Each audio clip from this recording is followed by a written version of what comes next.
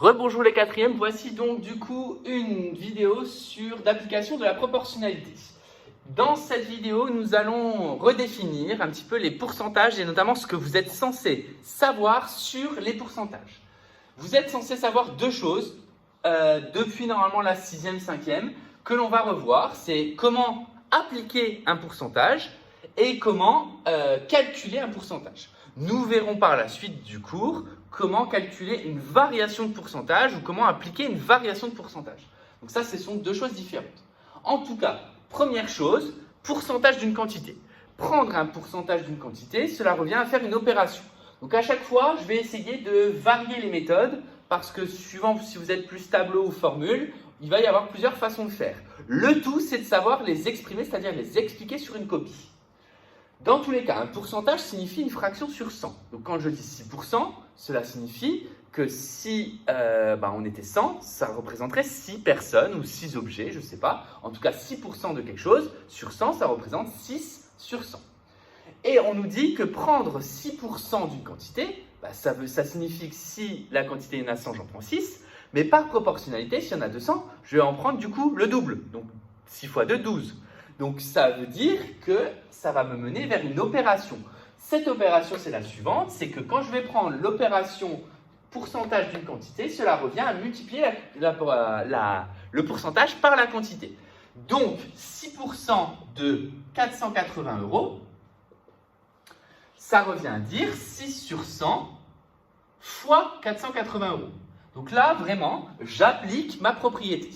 Je multiplie le pourcentage que j'ai transformé en écriture fractionnaire fois la quantité.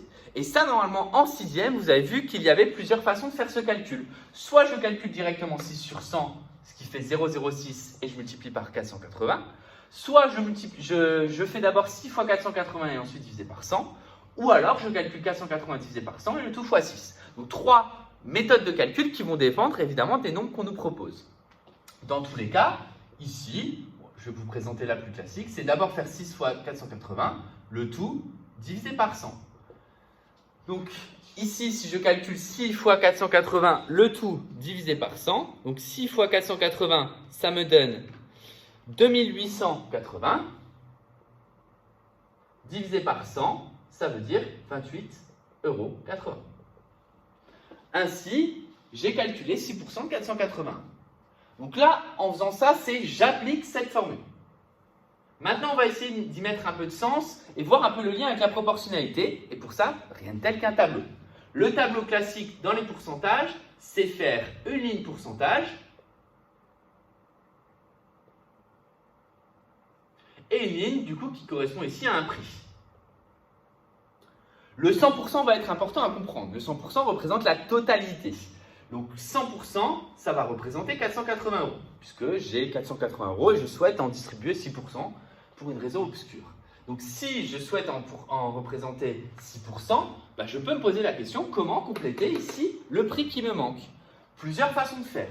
Évidemment, l'égalité du produit en croix. Si on réfléchit un petit peu sur l'égalité du produit en croix, ça revient exactement à faire ce calcul. Parce que je vais multiplier les deux quantités connues et je vais diviser par la quantité où il y a un inconnu. Donc 6 fois 480 divisé par 100, je vais retrouver exactement le calcul qu'il y a ici.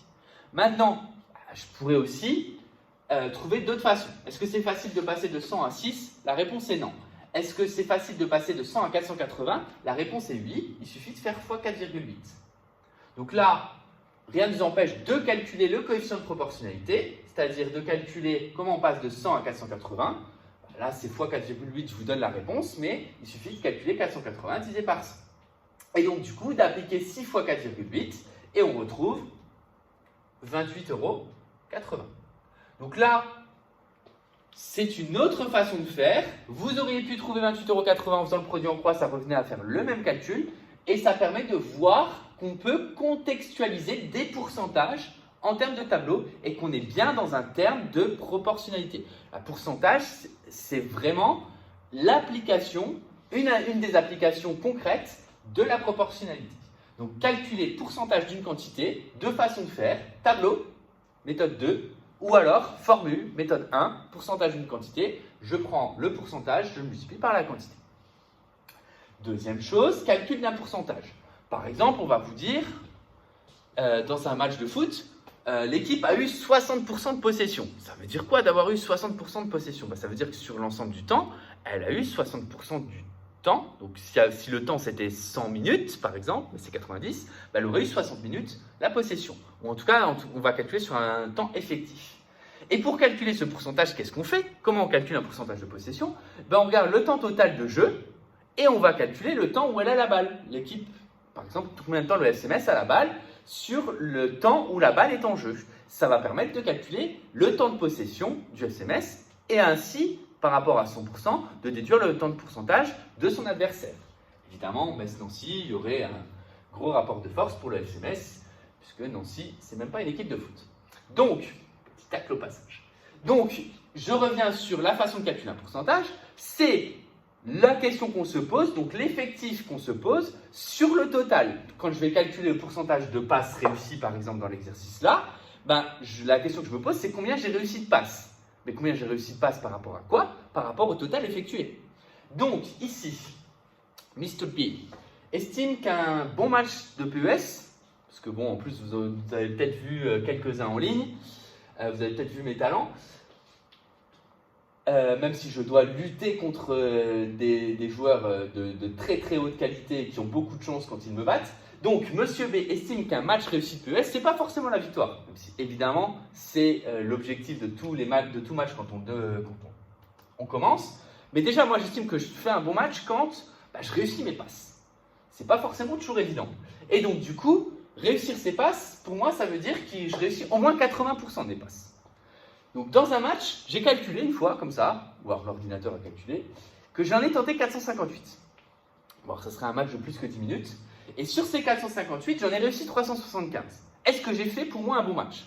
Au-delà du résultat. Pour ça, je dois calculer, est-ce que 375 passes par rapport à 458, est-ce que c'est un bon ratio, c'est-à-dire est-ce que ça représente au moins 80%? Pour ça, première méthode, je vais calculer les passes réussies divisé par les passes tentées, donc le total de passes. Les passes réussies, il y en a donc 375. Les passes manquées, ça c'est la différence à 458, mais en tout cas le total, 458.